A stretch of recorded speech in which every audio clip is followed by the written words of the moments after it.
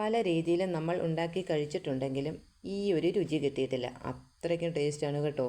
നല്ല മത്തി കിട്ടിയപ്പോൾ ഒന്നുകൂടി ഒന്ന് തയ്യാറാക്കിയാലോ എന്ന് കരുതി അതിന് വേണ്ടി ഞാനിവിടെ മത്തി ക്ലീനാക്കി എടുത്തിട്ടുണ്ട്. ഇനി ഒരു പാൻ അടുപ്പത്ത് വെച്ച് വെളിച്ചെണ്ണ ഒഴിച്ചു കൊടുക്കാം. ഇതിലേക്ക് വെളുത്തുള്ളി ചതച്ചതും ചെറിയ ഉള്ളി ചതച്ചതും ചേർത്തിളക്കാം. ഇനി ഇതിലേക്ക് കുറച്ച് വറ്റൽമുളകും കറിവേപ്പിലയും ഒന്ന് മൂപ്പിച്ചെടുക്കാം. ഇനി മഞ്ഞൾപ്പൊടിയും കുരുമുളക് പൊടിയും മുളക് പൊടിയും ചേർക്കാം.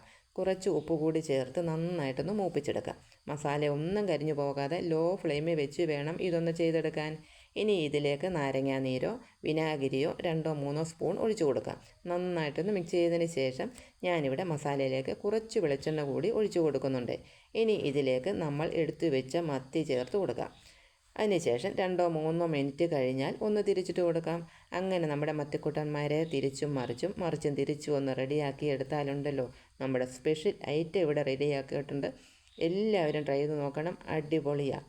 എൻ്റെ വീഡിയോ ഇഷ്ടമായ എല്ലാവരും ഒന്ന് ലൈക്ക് ചെയ്യണേ. താങ്ക്